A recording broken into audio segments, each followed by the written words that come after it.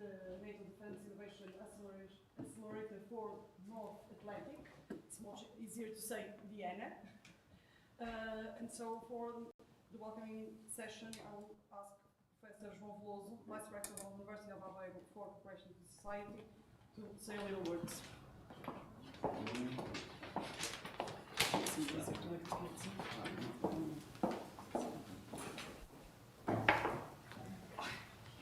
So, good morning everyone.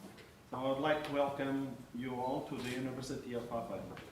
So first I also like to greet Dr. Miguel Pinto and Dr. Rui Branco, board members of IDD Portugal Defense, Dr. Moritz Zimmermann, Diana, Deputy Director, Dr. Agata Xavier-Kavic, NATO Bilateral Relation Office, IDD Defense, Portugal Defense, Tenente Coronel Marco Pinto, Direção-Geral de Recursos, Defesa, Nacional, and all the participants, the ones that are in person here and the ones that are linked remotely.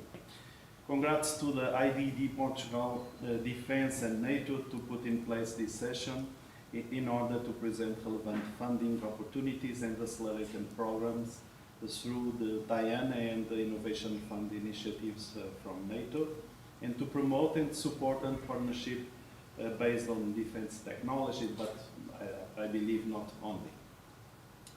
But first, please let me say some words about the University of Aveiro.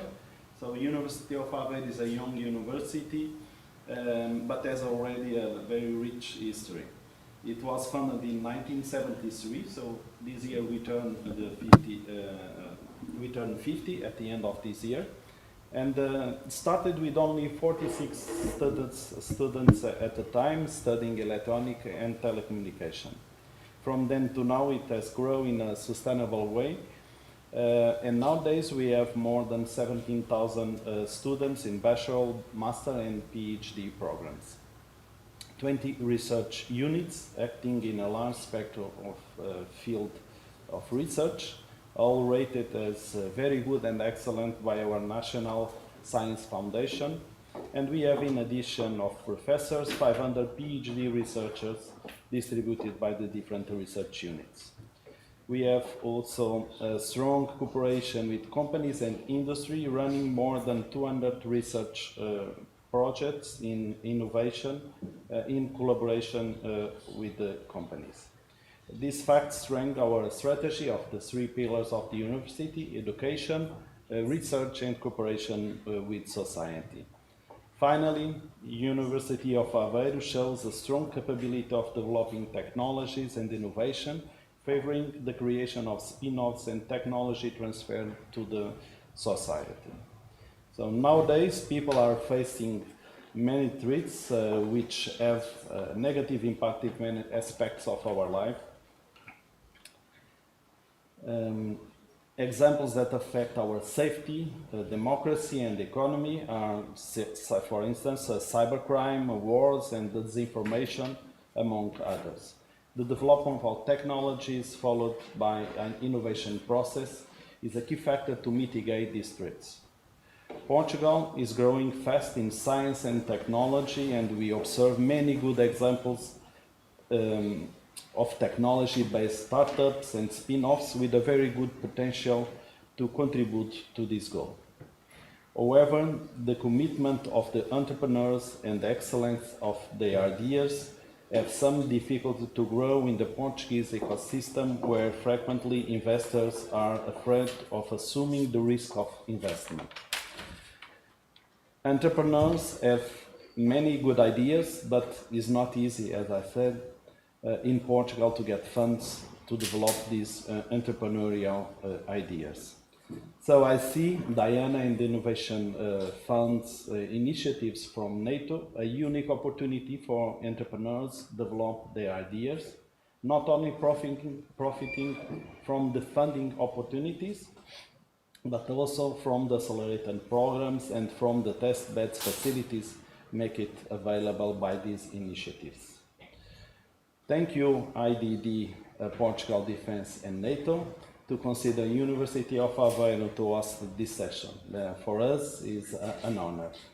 My last words are for the entrepreneurs. This is a real opportunity. Take it. There are much more. So go for it. Thank you very much.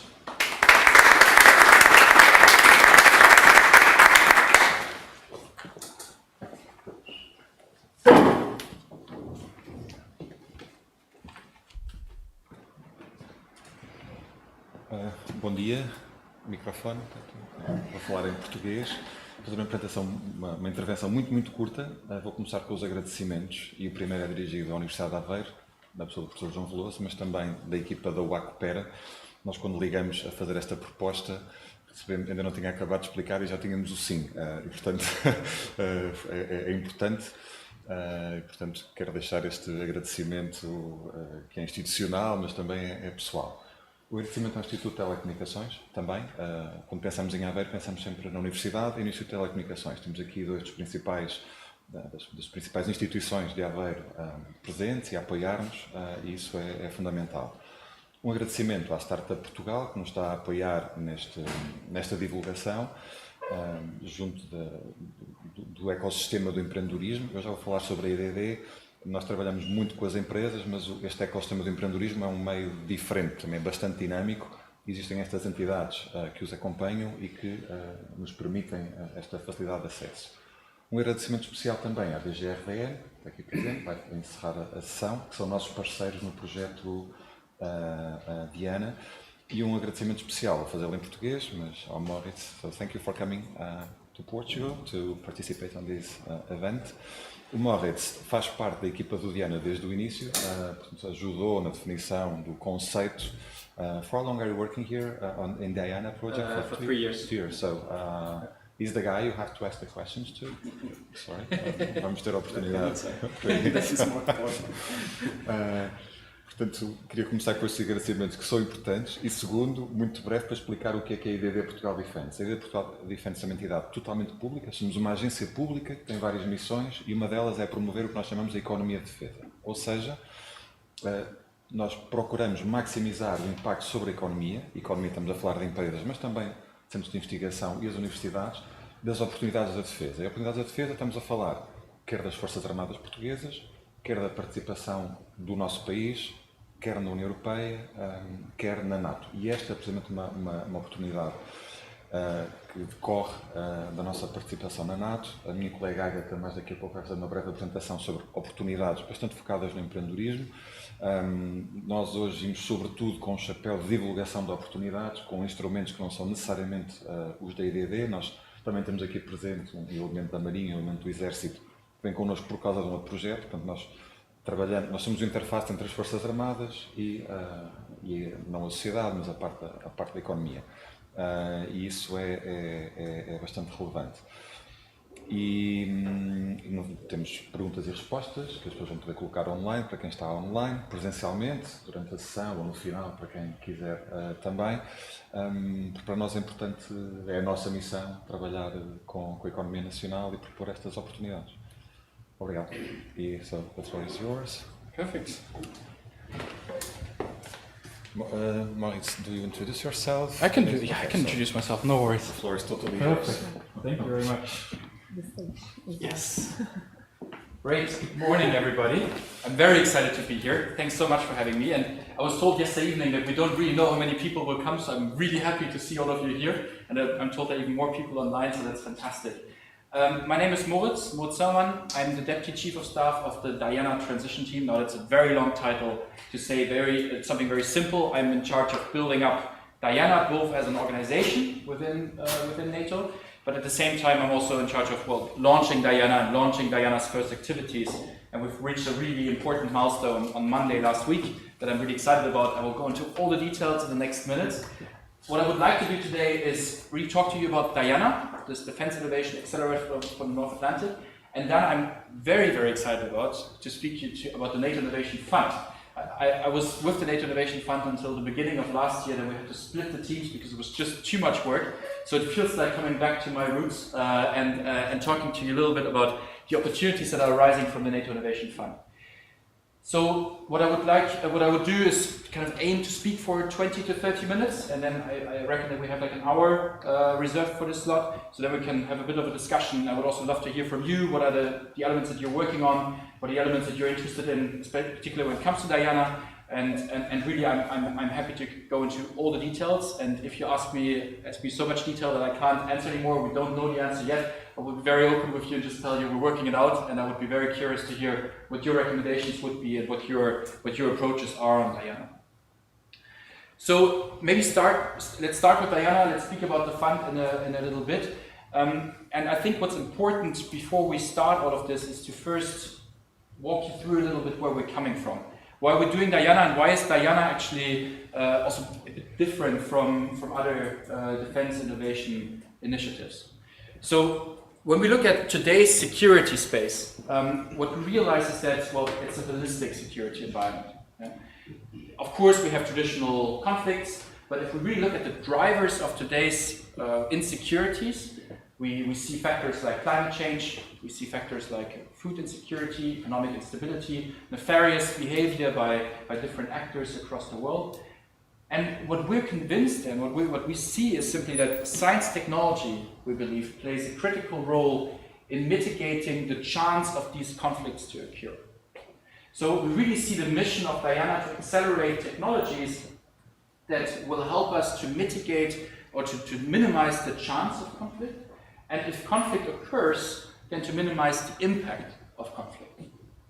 And I think already in this, you have the key proposition, the key value proposition of Diana, which is fundamentally dual use. Yeah? Because when we look at climate change, when we look at economic security, if we look at food insecurity and so on and so forth, these are elements that can arise to hard security questions, yes, of course, and that's what we have to tackle with technology as well. But they are also tackling just the societal and economic together that we live in. So this is the problem field in which we are situating both Diana and the NATO Innovation Fund. This is the problem field that we want to tackle with Diana, exactly these kind of global insecurity challenges that we need to solve in order to provide security and peace to the 1 billion citizens that live within the alliance. But when we look at innovation today, when we look at development of emerging and disruptive technologies of game changers, we see one major issue for us in the defense security environment, that is that innovation today is not driven by the defense and security environment. And that might sound to you just like stating facts right now, but if you look back in a couple of decades ago, you see that the GPS, the touchscreen, the internet, even the duct tape, for God's sake, were all things that were developed within the military and were then introduced into the civilian environment, were then commercialized. And that's, I mean, the nice thing about this is that the defense and security environment had a little bit of a control, a little bit of an advance on everybody else when it came to the technologies that we were able to use. And I think I'm not surprising anybody here if I'm saying that this has completely changed. Completely changed. I mean, just take one example, and I apologize to the military colleagues in here, I'm just trying to overstress the point a little bit, but we have Amazon planning on delivering you a package within 10 minutes with a drone, while in the military we do logistical planning on big Excel files with 10-ton diesel trucks, and it all takes a little bit longer. Yeah? So just to kind of to stress the point a little bit. But I think, and you see it in other elements as well, when it comes to electric vehicles, autonomous driving, secure communication, which has been completely taken over by the banking sector and so on and so forth. So these are all elements, these are all technologies, these are all technological developments in this dual-use environment that have a critical impact on defense and security that we in the defense and security environment are missing out on. Because we're simply disconnected from the drivers of today's innovation. And so what we did a couple of years ago when we started conceptualizing Diana and the NATO Innovation Fund was to conduct a whole series of interviews, look at studies and so on and so forth, speak with a lot of people that are a lot smarter than I am and the whole team were. And we really looked at, well, what are the drivers, what are the reasons for this disconnect? Why is it there? And I think the very first one is that going into defense is a terrible idea from a business perspective right now.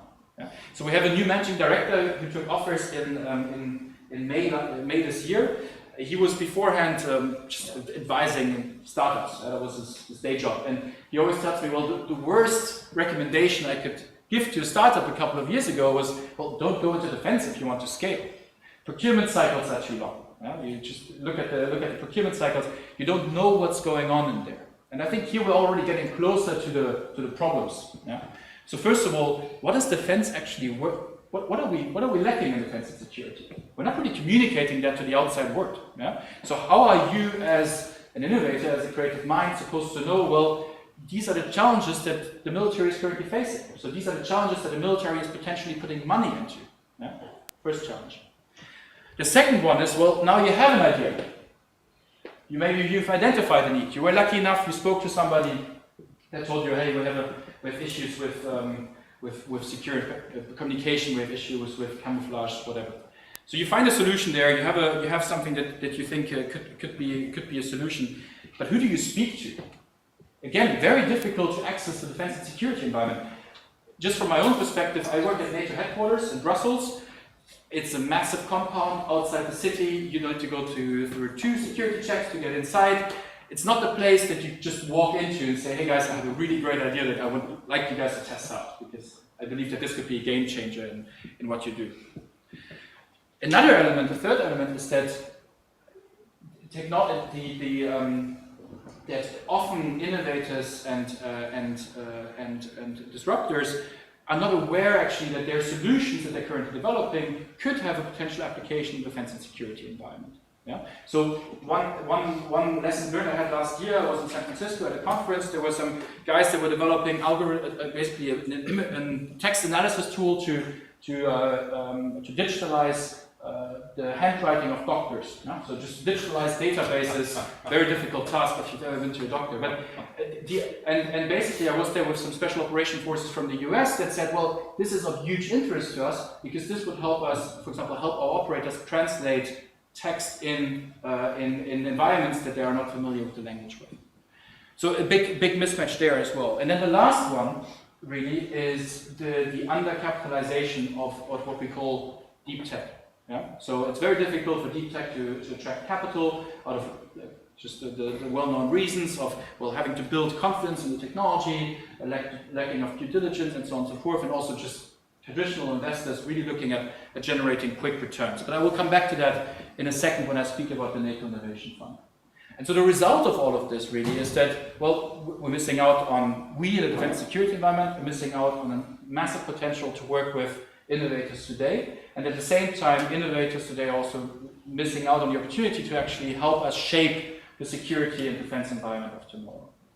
And I think before I go into more details, is that I just want to point out one thing, because that's one question that comes back quite often, is we're not interested here with Diana in producing lethal applications. We're not a weapon development system.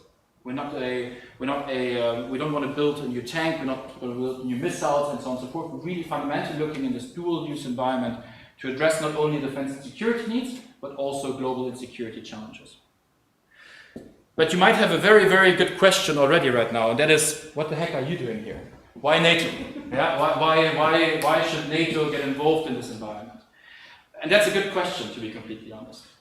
But I think NATO has one strength that really is uncomparable to other bodies, and that we're really able to bring people together. Yeah? We're able to bring networks together, and we're able to send strong market signals, because with 31 allies, we can send market signals that are coming from 31 allies. And so with Diana, with the NATO Innovation Fund, we really don't see NATO as acting in isolation. We don't want to be the only actor driving change. We don't want to be the only source you get your money from. We really see ourselves as a catalyst for a wider ecosystem. So we want to work closely with academia, and I'm very thankful to be here, because I think that's exactly the pipelines that we want to create. We want to work very closely with private capital, because we believe that as NATO we can give confidence and due diligence to companies that are going through our programs, and therefore help them attract further sources of investment. And of course, we want to work very, very closely with governments, with armed forces, and so on and so forth, to help them link into the developments and help the startups that are participating in Diana to really develop solutions that are adaptable and usable by the defense and security environment. So out of all of this was born the idea to launch Diana and the NATO Innovation Fund. I will come back to this one in a second. And both of these initiatives are really focusing on the deep tech environment. Now we have a couple of focus areas, a couple of technological focus areas that you see here on the slide. Nothing of them should come up as any surprise to you, but I think just in terms of TRL levels, we're really looking at the kind of TRL 4 to 7 environment, maybe a little bit earlier stage, maybe a bit later stage, depending on the challenges that we're putting out there. So this is really where we're coming from. This is the problem set that we're trying to solve with Diana. Now, coming to what Diana actually is. What is this? What is this Diana initiative? And I will spend a little bit of time on this slide. I'm sorry, it's not the most exciting one, but you will hopefully, I will just speak to it and you will hopefully be able to take away a couple of exciting elements of it. So the question is really, what are the tools that we have at our disposals to help you work with us? And you, I mean the startups, the small medium enterprises out there. So first of all, we are challenge driven. Yeah? What do I mean by that is that we get together with all allies, with all 31 allies, and we identify the military needs that we're currently facing. Meaning that when you see a Diana challenge come out, and I will talk to them in a couple of minutes, these are based on a real market need, on a real market signal from 31 allies saying, hey, we believe that solutions in these areas are of interest to us, and we would like to put money into exactly these kind of developments. Yeah? So this is the motivation behind this approach. What's important then is that as Diana, we operate with challenges, we operate with problem sets. And so when you look at how defense normally procures, defense normally interacts, is on the baseline of requirements. Yeah? I have a very good friend of mine who's a founder in Belgium, and I just for the fun of it, he signed up to one of our procurement challenges. He just wanted to know how it looks like, and he found this document that was 300 pages long, and he told me, "Listen, man, if I put somebody on this, it will be 1 week work for them just to read the document. Then they haven't even written the proposal." So we want to move away from the requirements. We want to move to problem statements. So basically just taking a very difficult problem where we believe there's a commercial market and a military market, and ask you, who know this field a lot better than we do, to come up with new and creative ideas on how to solve this problem. That means that, for example, when we interrogate or when we put out a question on, hey, please find us a solution to provide better port surveillance, this could be based on space-based technologies, could be based on biotechnologies, quantum technologies, could be based on different radar systems, and so on and so forth. We're very agnostic to what the solution actually is, what the technological solution is. What we're caring about is solving the problem that we've put out there. So that's the first one. We send a clear market signal with that. Now, the second element that we have at our disposal is the accelerator program. The accelerator program, we're currently designing it with the colleagues from IDD, and other sites that have been selected. I will show them in a second. The accelerator program is, well, once you select it, you integrate in 1 year pretty intensive accelerator program, which is more intense in the first 6 months than in the second 6 months.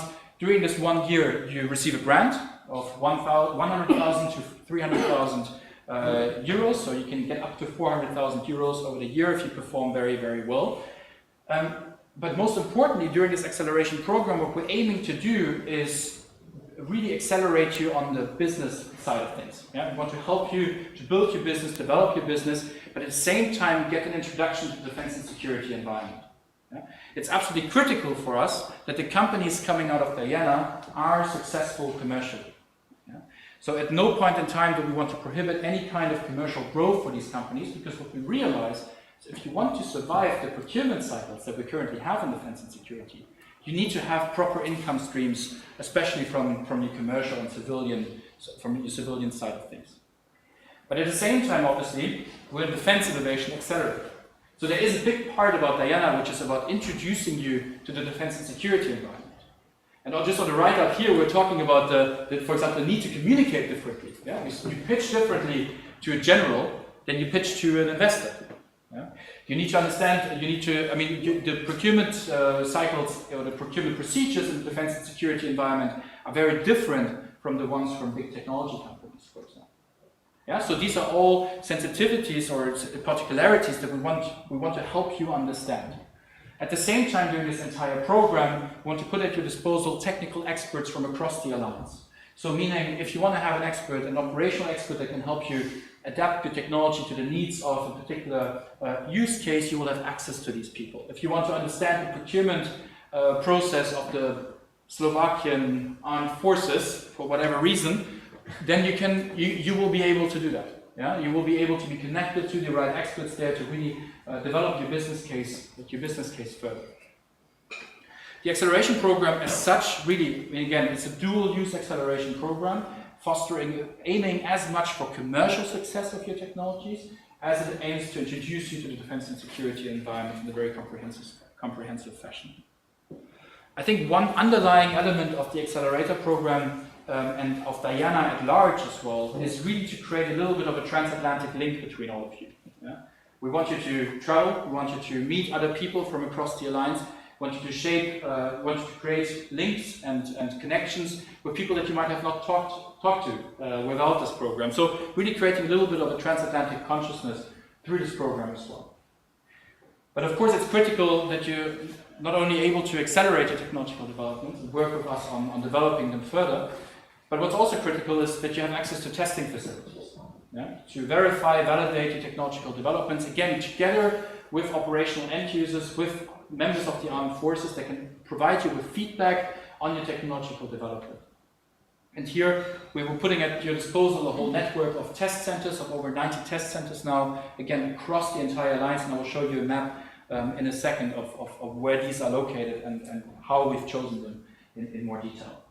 The last two elements, I will come back to them mostly when I speak about the NATO Innovation Fund, but just to say so much now, obviously a key part for our effort as well is to link you up directly with potential procurement opportunities across the alliance. Yeah? So during the acceleration program, we will use this 1 year to really expose you to procurement services, acquisition services. We'll use this year to get you into experimentations and exercises that allies are conducting to really expose you as much as possible to these 31 allied markets that we unite in our alliance. So just to put it all together once and to just so you understand the process basically, we're putting together a strategic direction every couple of years that really unites these priority areas that I was mentioning earlier. It's a very kind of NATO process. You have 31 people sitting around a big table and deciding on a certain prioritization of technological levels that we want to focus on. Then Diana develops these challenge calls for proposals that were now published on Monday last week, and I will come back to them in a second. And then we're looking at the program implementation over approximately a period of 1 year. Yeah? So that's the outlook that we currently have. How are we implementing all of this? Well, as I said at the beginning, not alone. Yeah? So for us, again, it's of critical importance that we leverage existing ecosystems, that we tap into the knowledge that is already within the alliance, and make sure that we collaborate with those people, with those experts that know their ecosystems best. So this is why, in order to implement the program, we are partnering with accelerators from across the alliance.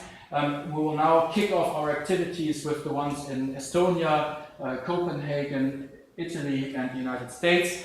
So meaning if you apply for the Diana program, you will get access to all of these sites and will also be able to pay for some of your travel expenses there to allow you to be physically present during the acceleration services or the acceleration program in these different sites.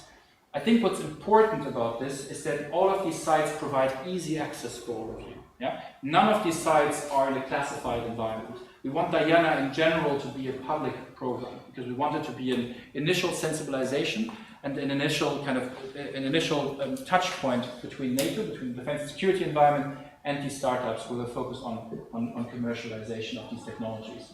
So all of these sites are very easily accessible, all of them are public, all of them are, you can walk in, you can speak to somebody, and you can present the ideas that you have at this very moment in time. At the same time, what was important for us is that we're close to you, that we're not making it cumbersome for you to work with us. And one big element, of course, are testing facilities, especially in the deep tech environment, can be very costly, can take a lot of time. So what we're currently doing is negotiate with all of these 90 sites here, and we're actually probably adding another 30 to them in a bit.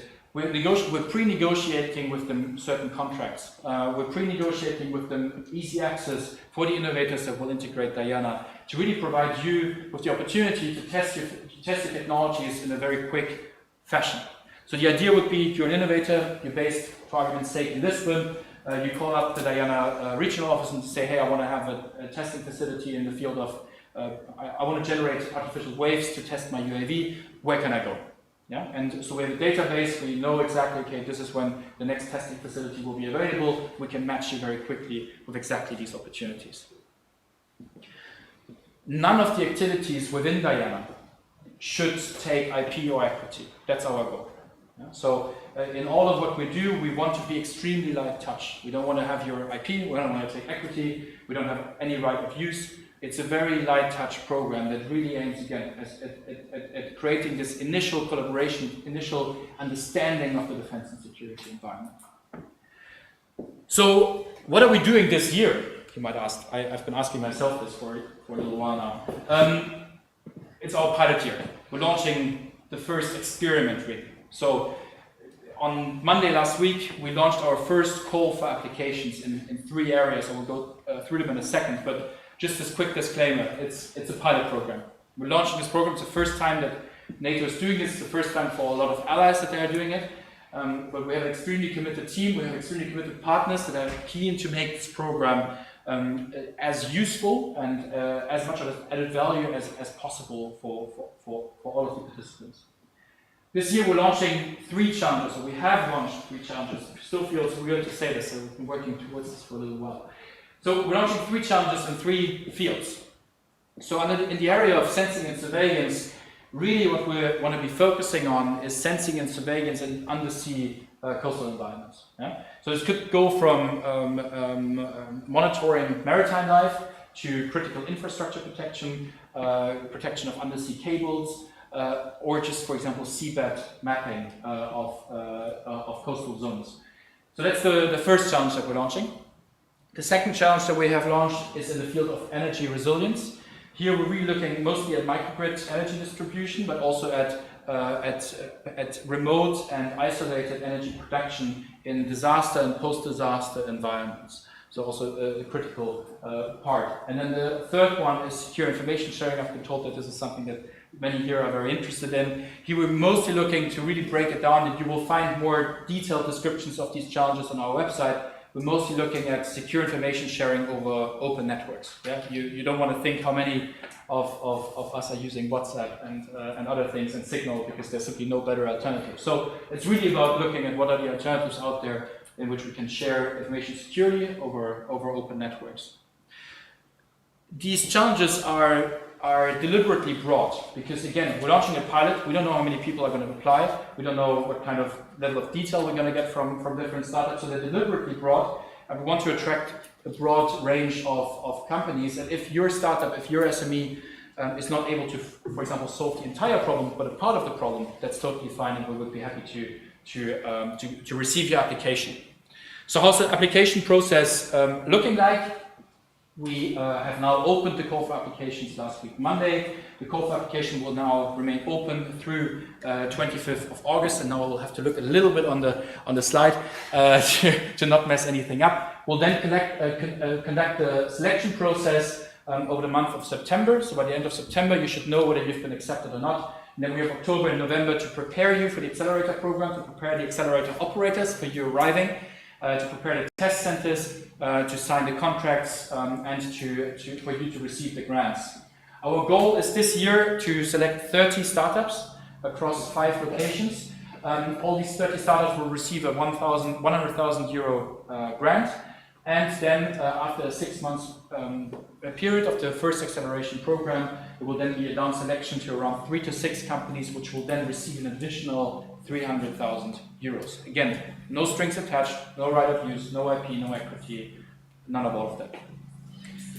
Then hopefully we come to an end in December next year, and then I will have a very long sleep and rest a little bit.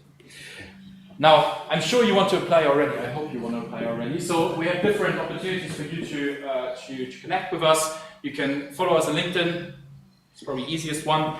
If you want to apply for the challenges, it's the QR code in the middle. If you are interested in partnering with us, because of course Diana is really aimed at small medium enterprises and startups as program participants, but we will need mentors, we will need system integrators, we will need other testing facilities. So if you are, as a university, as a big technology company, as a service of the armed forces interested in partnering with us, of providing some kind of added value to our startups, then please use the QR code all the way on the left-hand side. So that's Diana. Can I do the innovation fund stuff right away? Then we just, is it here as well in the presentation? Yeah. Perfect. Let's do the innovation fund right away, and then we can do questions together, because otherwise I'm afraid that we're going to mix things up. Sorry, did I ooh. Oh, wow. All right. Yeah. Disruptive. You prefer to take the questions afterwards, or have one online question? Let's do all of them afterwards, okay. Yeah? Because I think maybe we already solved some of the questions by just presenting the NATO Innovation Fund really quick. So, thinking about Diana, as you've just seen, accelerator program, test center network, it's very, if you really want to break it down, it's a bit of a matchmaking service. Yeah? We use the NATO brand to help you attract additional sources of financing. We use the NATO brand to get you access to experts from across NATO and so on and so forth. But I also recognize that, for example, 400,000 euros in the deep tech environment is not a lot of money. Yeah? So we had to come up with a different solution for that. And so out of this was created this NATO Innovation Fund. So again, I mean, the NATO Innovation Fund focuses very much on the same kind of technological field as Diana does. It doesn't operate on challenges. It is an open fund. But again, we're targeting exactly the same problem space that we're also targeting with Diana. But just maybe to go a little bit, I mentioned earlier this problem of undercapitalization of deep tech innovation today, or the difficulty of innovators in this environment to attract funding.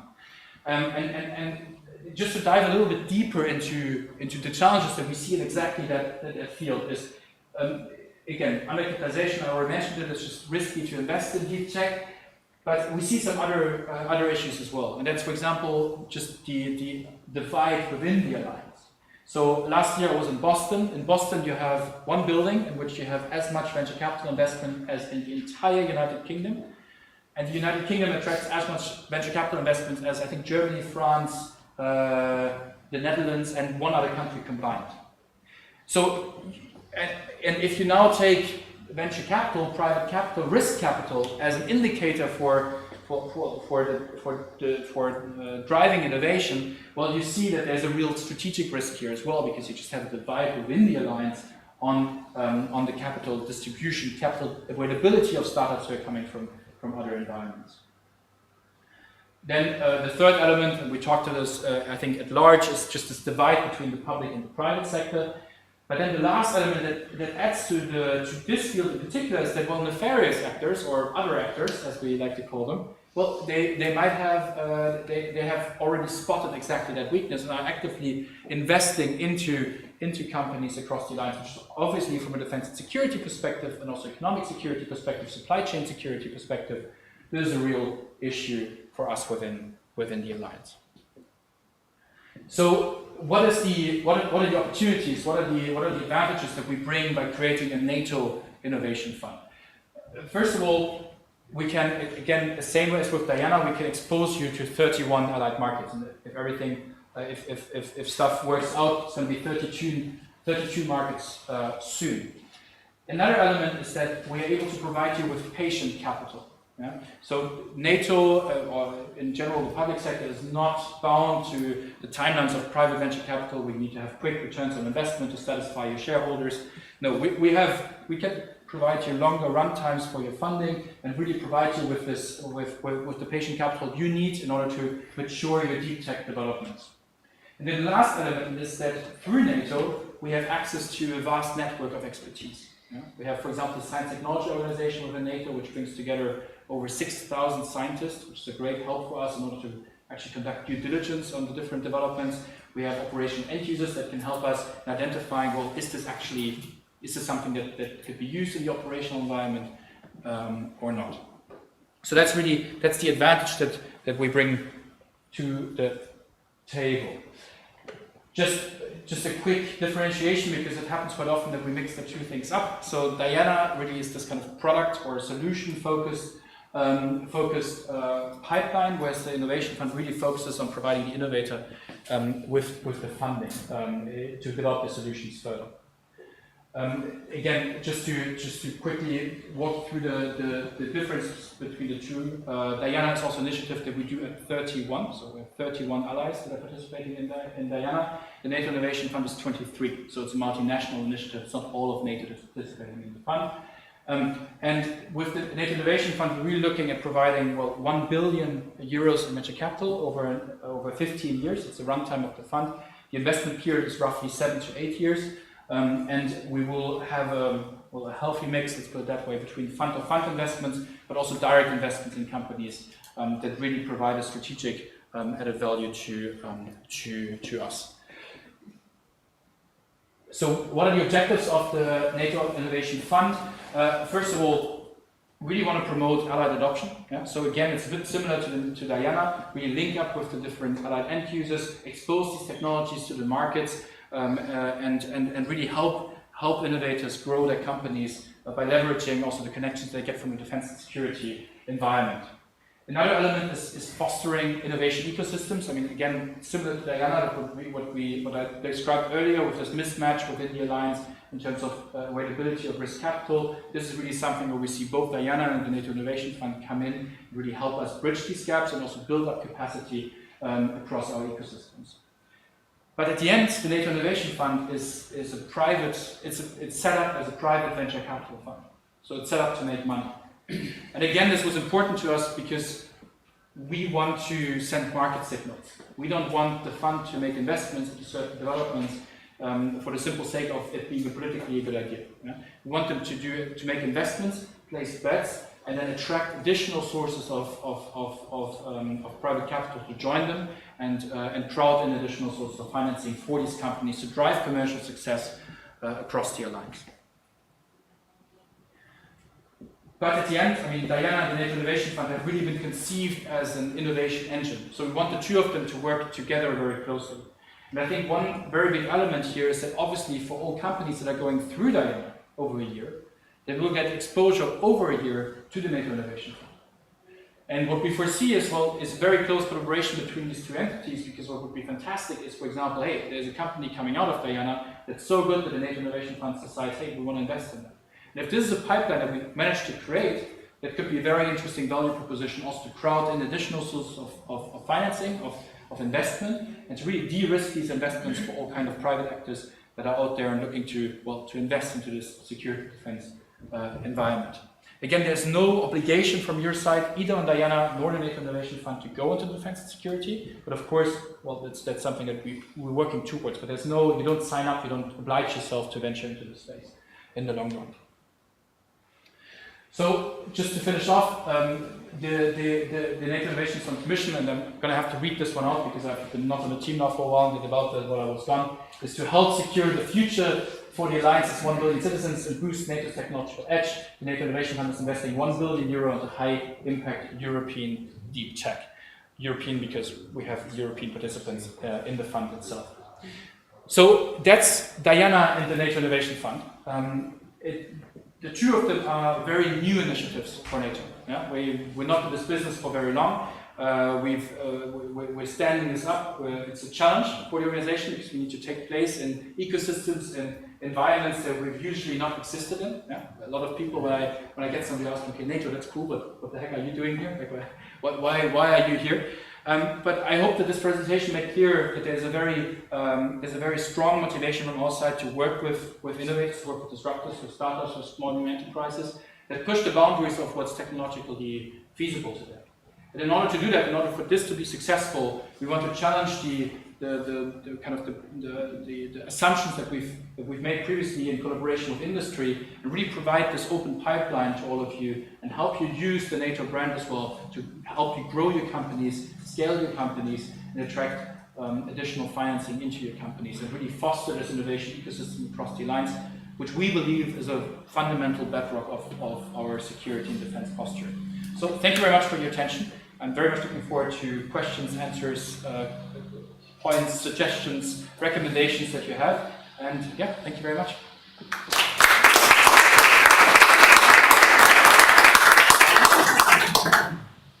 So perhaps I can start with the online questions. So Blue Oasis asks concerning the Diana initiative, the 30 startups can be from any NATO country or only from the 5 test centers? So the 30 first participants can be from anywhere across the alliance. When you look at the eligibility criteria, these companies solely need to be headquartered and registered within the alliance.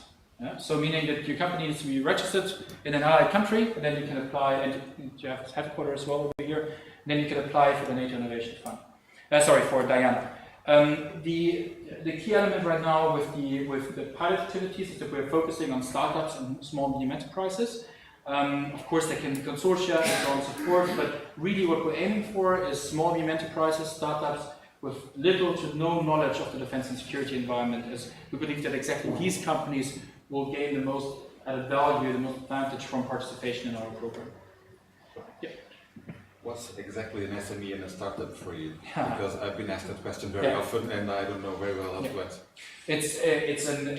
I mean, we've been going through a lot of definitions, and every country, every ally defines it differently.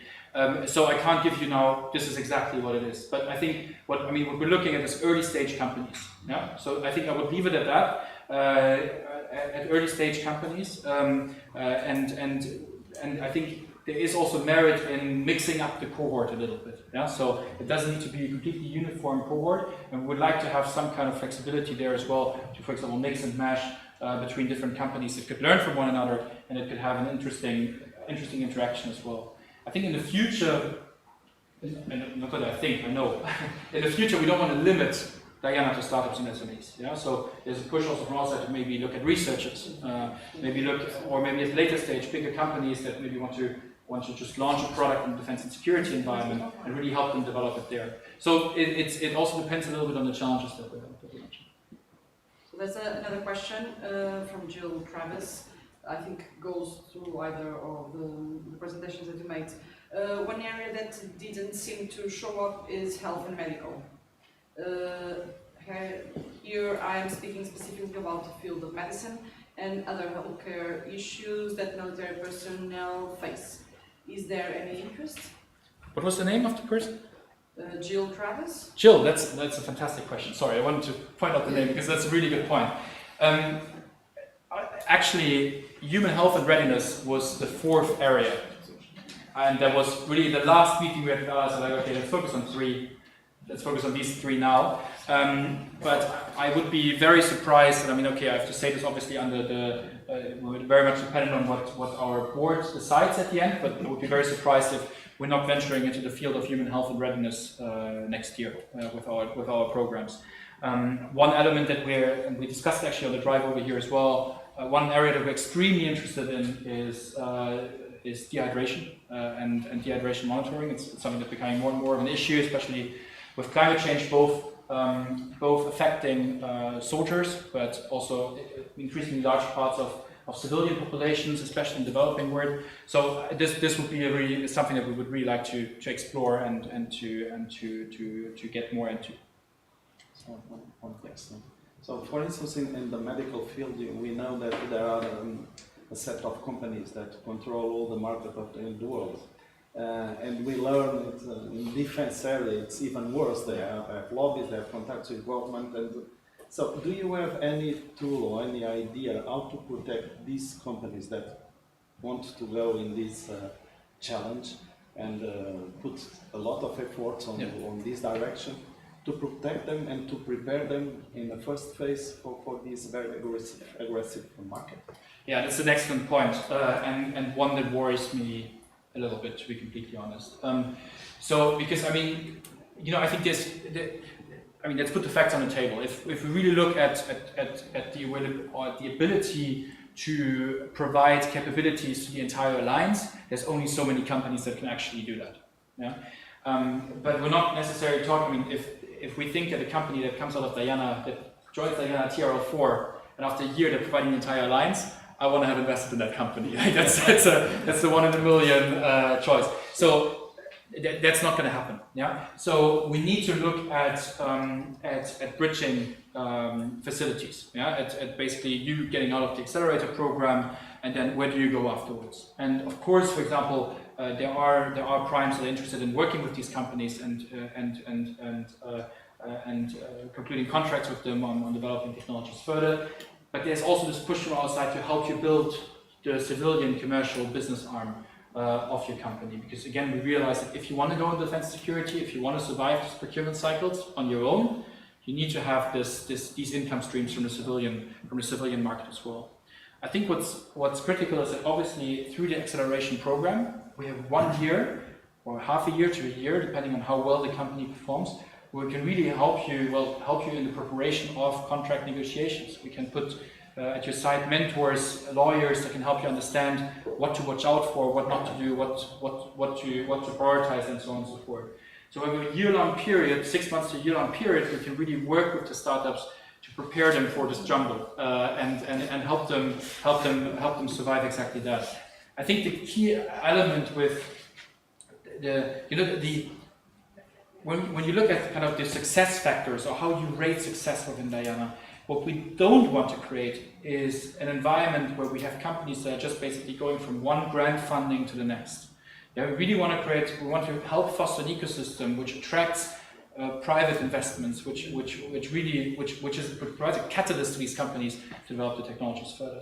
So I think it's on the one hand really providing this kind of alternative pathways for attracting financing, and on the other hand, a good preparation for these companies to understand what to watch out for in the legal contracts and so on and so forth. I think that's good. And obviously, sorry, one last thing. I always give very long answers, but you always make me think of elements that I should have mentioned but didn't mention. I was mentioning at the beginning of the answer, like we're not aiming obviously to provide the entire alliance with solution. And I think that's another big element here is that when we look at Diana, and if we look at the adoption opportunities at the end of it, instead of linking up the innovator with the entire US DoD, link them up, for example, with the Norwegian Special Forces. Yeah? So they don't need so much kit, but it can be a very nice first customer, can be a very nice de-risker for, and very nice argument to also bring to further investors to also say, hey, I'm really working with these special forces. So Jill, come back to us. Oh God, again? Jill, come on, give me a break. My water. How about the innovation funds, where there are no specific challenge? Do they consider medical areas? Yes, absolutely. So, I mean, I will speak for the Data Innovation Fund only so much. We're now putting in place the senior management team of the fund. They will take office basically in the next couple of weeks, and I want to give them also the opportunity to actually define what they're going to work on. But yes, biotechnologies and human health is among the priority areas for us. Another very important element for the fund and as well as for Diana is that in general we will have a very strong ESG component in both.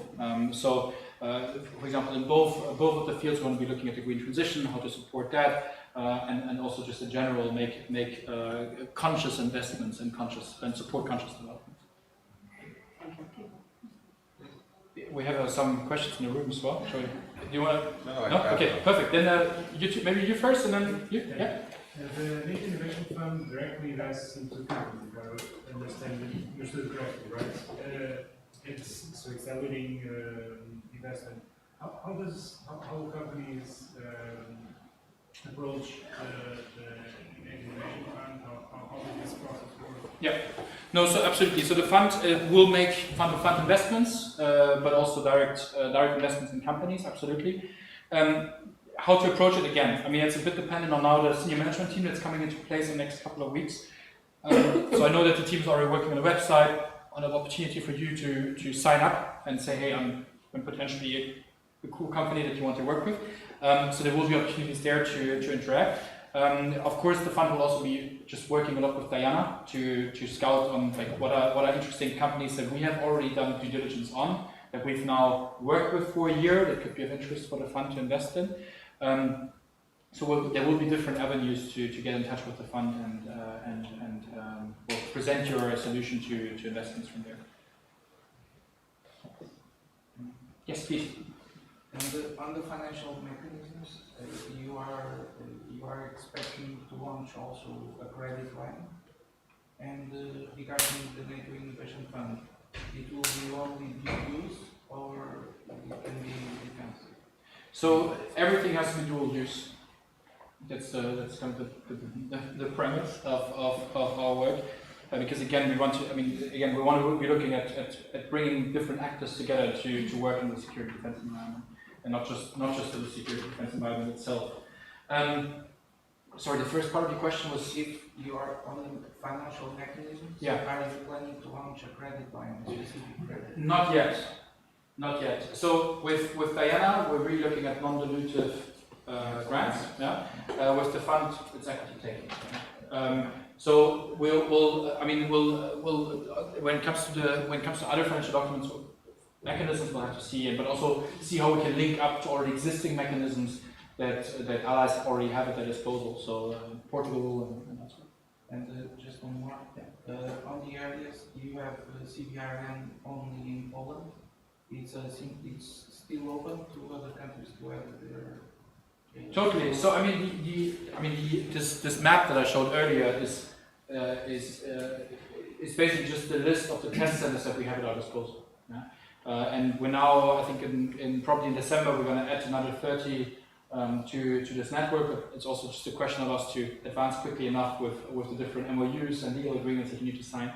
But I'm pretty sure there's more than just Poland when it comes to CBRN. We'll just have to look in our database one more time. The database is also available on our website, so you can just check for CBRN, for example, which allies are providing testing facilities in that environment. Could you just talk a little bit more about the mentorship? Yes, with pleasure. I mean, it's a key part of the accelerator program, of every accelerator program. If you don't have good mentorship, then stop your program. And I think here, obviously, we want to use the NATO brand, again, to attract as many mentors as possible. And here, obviously, there's a big part of us that will be providing access, for example, to NATO Science Technology Organization, to our Allied Armed Forces, to Allied Command Transformation, to operational experts that can really provide you feedback on the operational applicability of your developments. But we also want to be looking at really linking you up with mentors or with experts that you might normally not have access to. Yeah? So, I mean, one example now, we're going to talk about underwater critical infrastructure protection.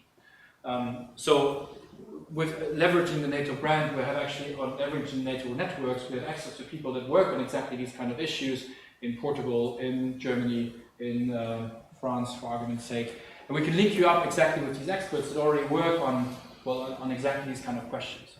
So hopefully providing you with an added value and you with a direct access to specific expertise that you might need.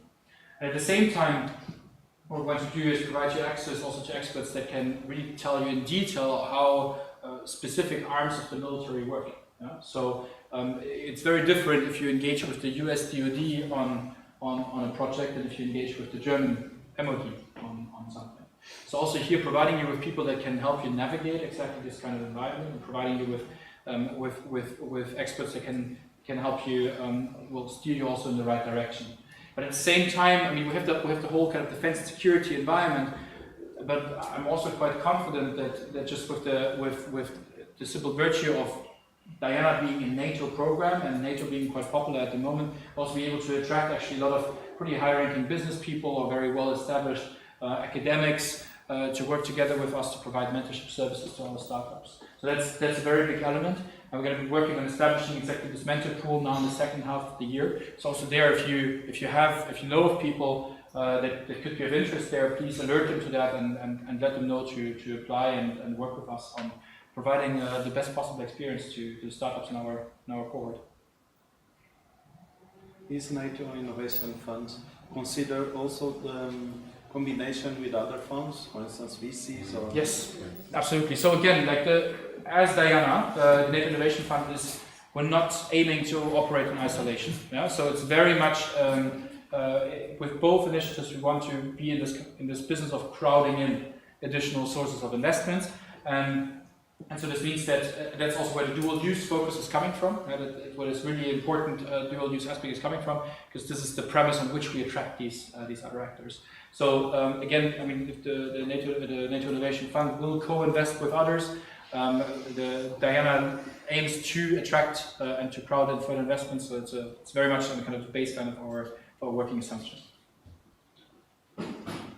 Yes. Some information, comments, and questions in general. Okay?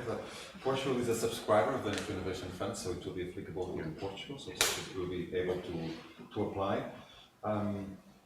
Going back to who can apply to these challenges, you define early stage companies, but I think that consortia can also apply, which is an interesting information. So if you have projects that cannot reply to the entire challenge, you can make a consortium with other entities. Just one question. So we need to have a company, or you can also put some money on ideas? So you need to have a company for now. We would like to move away from that, but at the moment, I'm just going to spare you grant regulation at NATO, which is a fantastic field. We can't right now, so we're going to do companies for now, but we hope that by next year already we'll be able to offer opportunities for academia and researchers and ideas. Not for researchers, but ideas. Yeah, for ideas as well. Through innovation. Yeah, absolutely.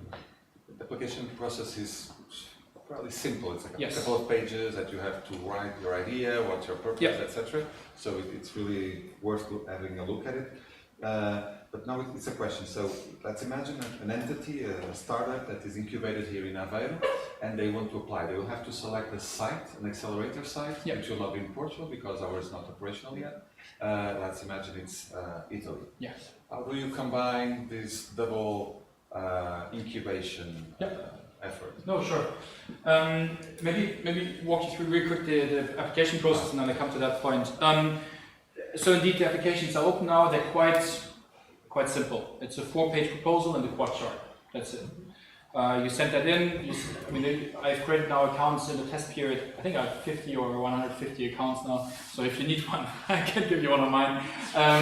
It's very easy to set one up. You upload your stuff, and then if you make it to the next round, you get invited to a 30-minute interview, which might last a little bit shorter, but basically looks at like a 10-minute pitch, 10-minute Q&A, maybe 20 minutes pitch, maybe 10 minutes pitch, 20 minutes Q&A. We're not quite sure if that will communicate that later, but really looking at, making this application process as lightweight for you as possible. During the application process, you will be asked where you would like to follow the acceleration program. So you can identify your 3 top sites out of the 5 that we have currently at our disposal, and you will be able to indicate, in order of your preference, where would I like to follow the acceleration program. That basically means that you're now then affiliated to a specific accelerator. So let's say, for example, the one in Italy. You're a Portuguese company. You're then affiliated to the one in Portugal, in Turin. The idea here would be that all the accelerator program itself will be in a hybrid format. Yeah? Of course, we will be supported. We want to have as much physical presence as possible, but we also want to limit the time commitment that these accelerator programs takes from you. So here we're looking at maximum 20% of your time that would be spent on the acceleration program itself, and these 20% could be combined in, for example, a week a month, or 2 weeks every 2 months. Or maybe some others where a lot of people who are in exactly the premises, maybe 1 day a week. So it could be different models there of how this could be done. There is a travel budget that will help you travel. So if you need to travel to Turin to, for example, follow certain modules, there is a travel budget to help you with that, not to finance all of your travel, but to help you with financing of your travel. But of course, being a Portuguese company, I think there's probably also going to be interest from Portuguese entities to potentially help you with additional services. But as a Diana entity, you will have access to the entire alliance and to the entire network there in terms of requesting support and requesting resources from all allies, really. So the idea is really to make this a little bit non-geographical, if you want. So this answer triggered me a question, which is how can we apply to be one of these centers of incubator Yeah. centers? So there is are you open for Yeah, this? so I mean, it goes over the Portuguese government.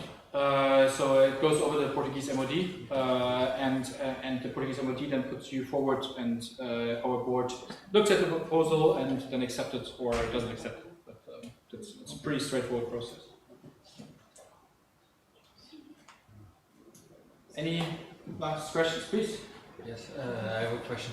Considering that the NATO Innovation Fund is venture capital, I was wondering if there is already some discussion about the objectives and the return that is expected by the NATO Innovation Fund towards the company's equities and requirements and all of that. Not much, to be honest. Yeah, at the moment, we're setting up this initiative. We decided to set it up last year. Now the senior management team is coming on board in summer, so we'll be able to communicate and to develop any further approaches there. I think the only thing I can say is that our ambition would be to make the fund an evergreen fund, meaning it can fund itself out of the profit it makes from its investments. That would be the goal for the fund itself, but it's a profit-making entity. I think it's also important to send a clear signal to the market that we're serious about this.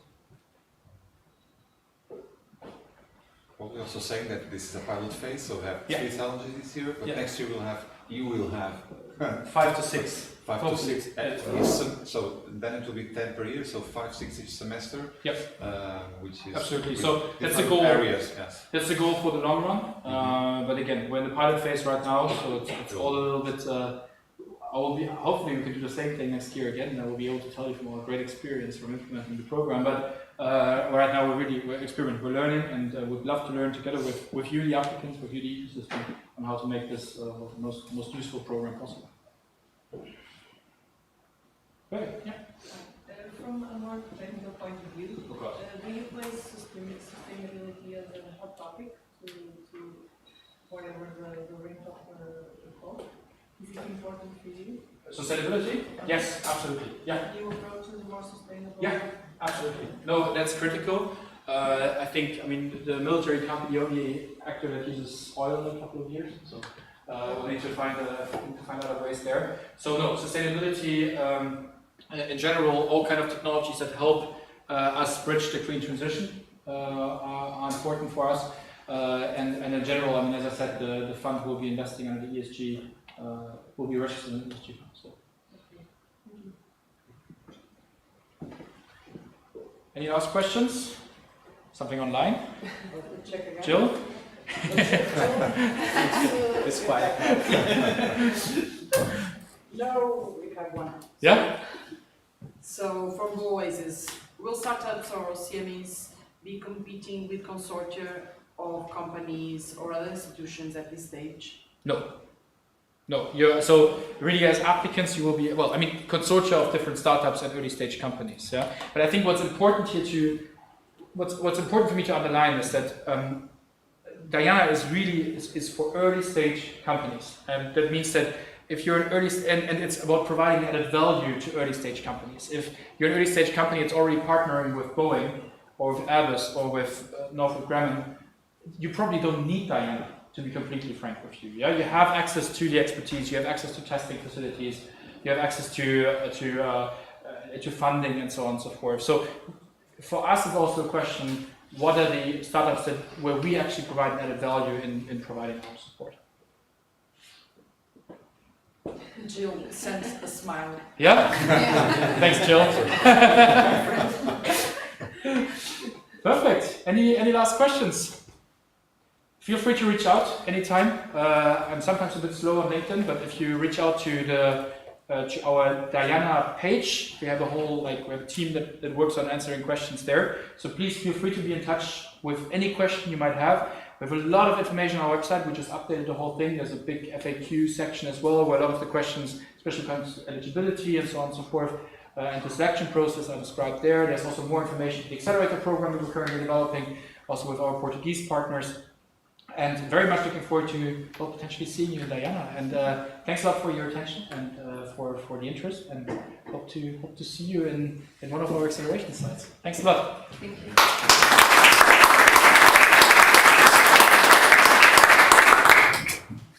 agora a Ágata, não me vou arriscar a dizer o sobrenome para não me enganar.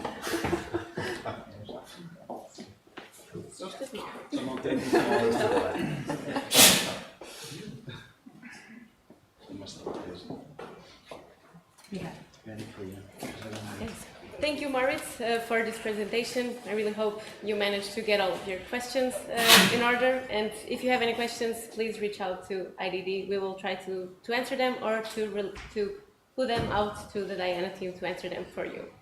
I will switch now to Portuguese. Não queríamos perder esta oportunidade para vos apresentar algumas oportunidades além do Diana, embora este seja o grande foco. Queríamos só mencionar que outras oportunidades no setor da defesa que existem de investigação, desenvolvimento e inovação. O Miguel já fez o sacrifício de explicar mais ou menos o que é IDD, mas deixo aqui este slide só para reforçar que o nosso papel é mesmo este de ligação entre os centros de investigação, as empresas, as outras agências públicas e as Forças Armadas. E, no fundo, estamos aqui também com a missão de desenvolver a base tecnológica industrial de defesa, que engloba todo o ecossistema da economia de defesa, que inclui os centros de investigação, as universidades e as empresas, que possam ter aplicação na defesa. Portanto, sendo um país pequeno, a maior parte é tudo duplo uso, talvez com pouca aplicação na defesa, mas queremos reforçar que existem outras oportunidades também na defesa que podem ser interessantes para vocês. Algumas são financiadas, outras não, mas vamos apresentar todas assim muito vagamente e depois os slides vão servir de referência para saberem mais informação e também para perceberem mais ou menos qual é o público-alvo, que áreas é que existem e de que forma é que se podem envolver. Portanto, começamos com a NATO Science and Technology Organization, que já foi mencionada aqui pelo Moritz. É o principal ator da NATO na área que conduz atividades de investigação, na ciência e tecnologia, mais orientada para a defesa. Tem várias áreas temáticas, organizadas por painéis e por um grupo, e é aberto a entidades governamentais, centros de investigação, universidades, empresas.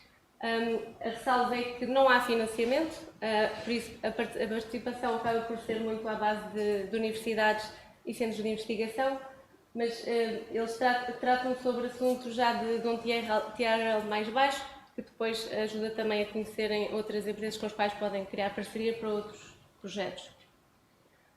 Costumam haver atividades, as atividades são aprovadas 2 vezes por ano, por esta altura estão já em procedimento de silêncio, portanto nós iremos divulgar quais são as novas atividades em que poderão participar. Depois, muito parecido, mas numa vertente mais orientada para a indústria, o NATO Industrial Advisory Group, onde a IDD é o representante nacional. Aqui a ressalva do STO, a representação nacional é assegurada pela Direção-Geral de Recursos da Defesa Nacional, mas podem participar no STO através da IDD e nós depois informamos a DGRDN, ou podem fazer o contacto direto, mas no NAIAC é mesmo através da IDD. Uma importante alteração que ainda estamos para refletir e promover é a abertura a centros de investigação. Para já temos feito sempre mais orientado para as empresas e muito focado na indústria, mas iremos também agora tentar facilitar o acesso. Até agora tem sido obrigatório a credenciação de segurança, tentaremos dar a volta, mas mantendo aqui algum tipo de compliance. E aqui a diferença para o STO é que os estudos são financiados. Portanto, há aqui um financiamento, mesmo que não seja muito significativo, cobre deslocações e também o custo por hora dos especialistas.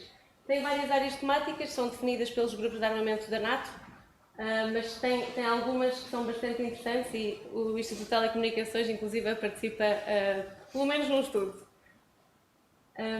E mais uma informação. Aqui o papel da IDD pode ser importante caso estejam à procura de parceiros ou caso queiram participar. Nós normalmente elaboramos uma lista de entidades que queiram participar, juntamente com as áreas em que estão interessados, e partilhamos com as entidades congêneres da IDD. Nós recebemos umas listas, a DGRDN aqui também tem tido o seu papel em partilhar as listas de outras entidades e tentamos assim propiciar consórcios, porque aqui a grande ressalva é a necessidade de ter pelo menos 3 entidades de 3 países da União Europeia.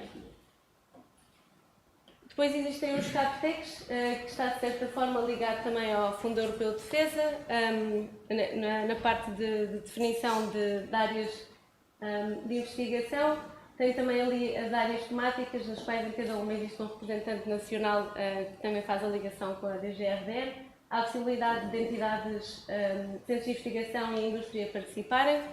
Aqui também tem a mais-valia de conhecerem atores com os quais podem participar em projetos de financiamento, mas também o financiamento aqui é reduzido, normalmente é elaborado em conjunto com o Estado-membro, por isso tem de haver aqui algum compromisso também do Estado. O Instituto de Telecomunicações também participa em vários, exatamente. Sim. O IDEA Innovation Prize é mais uma oportunidade, um programa de inovação, mas já terminaram as candidaturas, vão ter de esperar para o próximo ano. E depois colocámos ali mais dois links para vos ajudar, caso tenham curiosidade em saber mais oportunidades, ou onde encontrarem também da Agência Europeia de Defesa outras oportunidades de financiamento. Aqui a parte nacional, deixo para o meu colega, Dr. Miguel Pinto. O objetivo é deixar isto aqui também um pouquinho à laia de guia, tem imensa informação, mas as apresentações PowerPoint, quando são apresentadas numa sessão, convém ter pouca informação, senão as pessoas começam a ler. O objetivo é este poder servir como guia de quem aqui está. Tem aqui uma deselegância, porque falamos de um projeto da Marinha e não falamos do equivalente, que é mais recente, do Exército, mais ainda quando cá temos o representante, Coronel Fernandes, de um desses projetos. Uma das coisas interessantes que as Forças Armadas Portuguesas aqui em particular têm é o apoio que podem dar aos processos de desenvolvimento de produto, quer na fase da definição das especificações técnicas, quer depois também na fase de teste de experimentação. Por exemplo, a Marinha tem permanentemente navios no mar, alugar um navio custa dezenas de milhares de euros por dia e a Marinha, como estava a dizer, tem-nos a circular. Portanto, se alguém quiser aqui testar uma tinta, ou um material, ou um software, etc., que necessite de ser testado em condições agrestes como as do meio marinho, pode contar com a Marinha para isso. Nós podemos fazer não temos aqui o representante da Marinha, mas nós temos feito essa abertura e a Marinha é bastante aberta e o Exército também. O Exército fez agora há um mês, por uma Fernandes, também um exercício de testes aberto às empresas, foi publicado nas redes e foi divulgado. Portanto, se alguém quiser experimentar equipamentos, produtos em ambientes específicos, também pode contar com esse apoio. Este Centro de Experimentação Operacional da Marinha já tem algum tempo. Nós também apoiamos a Marinha neste processo de candidatura à Zona Livre Tecnológica. A Aveiro está agora também a fazer um processo semelhante. Este é interessante porque é dirigido a veículos e a sistemas não tripulados. Isto fica em Troia, portanto tem acesso a espaço aéreo, espaço fluvial, marinho, terrestre, subaquático, superfície. E além do enquadramento legal da Zona Livre Tecnológica, ou seja, não é preciso autorizações até determinados limites por causa do espectro de comunicações ou por causa do espaço aéreo, etc. Isso já está pré-aprovado, existe o envolvimento dos reguladores. Existe um conjunto de equipamentos que pode ser testado. Portanto, se alguém quiser, por exemplo, testar uma câmara, não precisa também de ter o veículo, o drone ou os operadores. Eles já lá existem, podem ser alugados. A Marinha também já sabe, no caso, comportamento dos elementos e pode acelerar esse processo a um custo muito reduzido. E, portanto, sempre que pensarem em desenvolvimento de produto que possa ter aplicação na defesa, mas não só, porque o mar não é só defesa, aliás, grande parte da Marinha é busca e salvamento, controle de redes de imigração, contrabando, proteção ambiental, portanto, é tudo não militar. Contrabando é a parte do controle, não é? Sim, claro. E também tráfico de pessoas, também acho que não fazem. Controle. E portanto, esta nota aqui, que está só com a Marinha, mas também esta aqui é uma informação sobre o tipo de equipamentos que lá existem, mas considerem estas oportunidades, porque considerem a defesa também um parceiro no desenvolvimento dos vossos produtos e das vossas soluções. Ok? E acho que isto aqui são algumas atividades nossas também. O que é que nós, já agora, eu vou deixar esta parte, para trabalhar na defesa, a Ágata usou a palavra compliance, mas é preciso fazer geralmente dois processos, que estão aqui, que são a credenciação e o licenciamento. A credenciação faz junto do Gabinete Nacional de Segurança, o licenciamento faz junto da DGRDR, para comércio e exportação de bens com aplicação militar é necessário fazer. Portanto, quem estiver a considerar este é um passo necessário. Vou voltar atrás. Nós também trabalhamos aqui na parte da informação. Nós fazemos os Industry Days, portanto, de vez em quando trazemos grandes multinacionais a Portugal, sobretudo as áreas de procurement, de compras, que nos explicam quais são os critérios que é necessário seguir e, portanto, a nossa tentativa de integrar empresas portuguesas nas redes, nas cadeias de abastecimento internacionais. Temos uma plataforma que é Smart Defense, onde também divulgamos estas e outras oportunidades. Depois aqui 2 projetos que são a participação em feiras, etc., mas não vou perder tempo aqui com isso, já vamos bastante alongados. O que nós temos é, além desta plataforma, nós gerimos um grupo de empresas, uma base de dados das empresas e centros de investigação que trabalham na área da defesa, e nós contactamos essas empresas sempre que existem oportunidades. E elas surgem a nível da NATO, ao nível da União Europeia, ao nível nacional, e, portanto, fazendo parte dessa base, têm acesso a um conjunto de informação que pode ser relevante. Nós temos aquilo segmentado por áreas e, portanto, se houver uma oportunidade na área da construção, as empresas de software não vão receber. Se houver uma na área de fornecimento de carnes, que também existe, as empresas que trabalham na área do mar não a vão receber. E isso pode ser interessante. Eu acho que acabamos aqui. Sim, último slide. Obrigado. Agatha.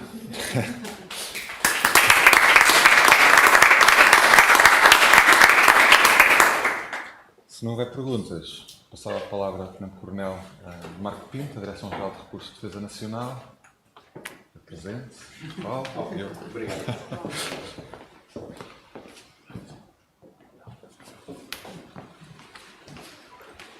So, dear Vice Rector João Veloso, dear IDD board members and Agatha, Miguel Pinto and Rui Branco, dear Moritz, good morning to all. I'm going to be brief. I'm the stopper between you and the lunch, so I promise I will be brief.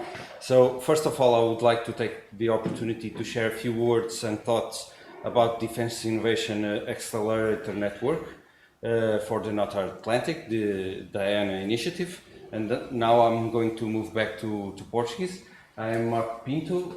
I'm Lieutenant Colonel. Aeronautical Engineer. I am sou chefe de divisão de Indústria, Logística, Investigação e Desenvolvimento na Direção-Geral de Recursos da Defesa Nacional e estou aqui hoje em representação da DGRDN, também em nome do General Corte Real Andrade, que é o representante nacional do Board of Directors do DIANA. E desde o início a Defesa Nacional sempre deu suporte a esta iniciativa da NATO, que consideramos também que é bastante relevante, para adotar um modelo de inovação mais aberto e também uma maior abertura ao exterior.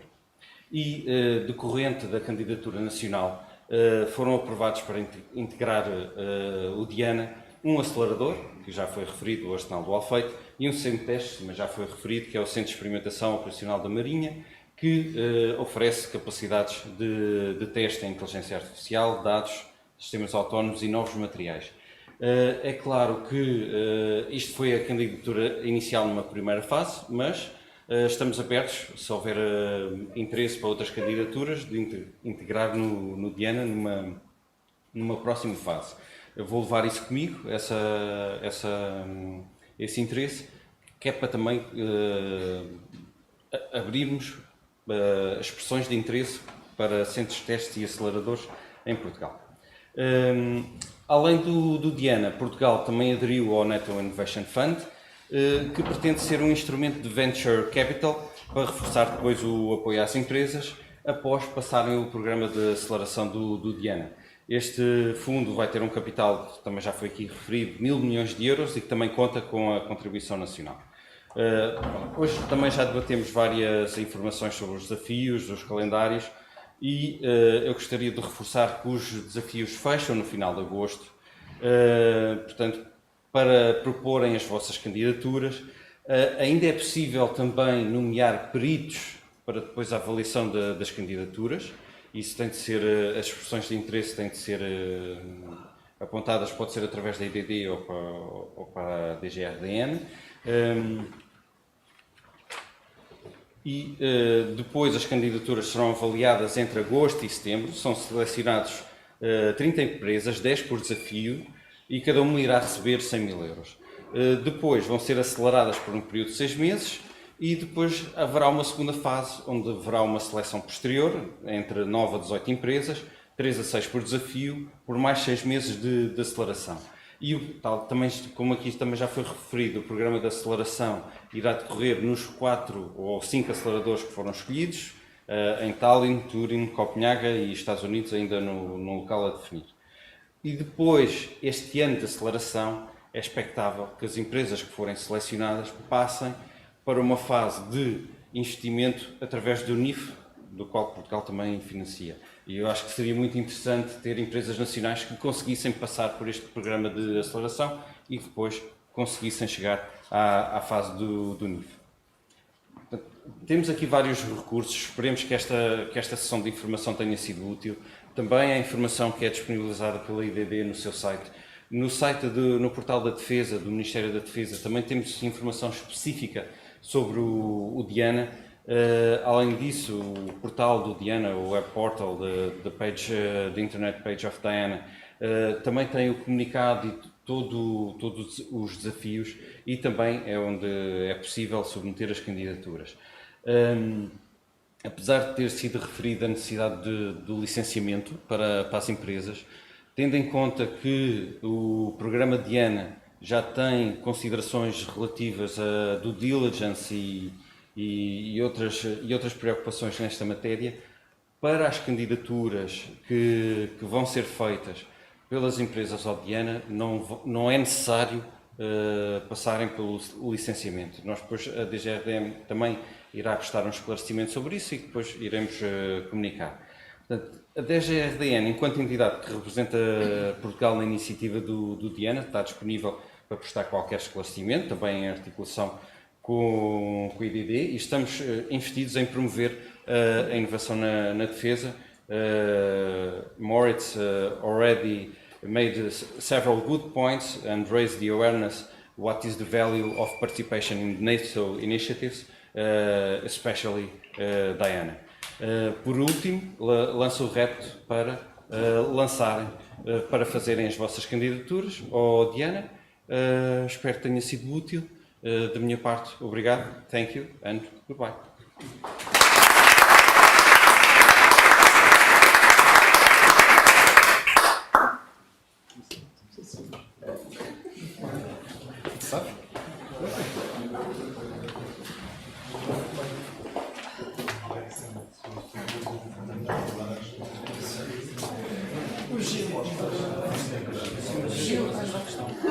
Best friend.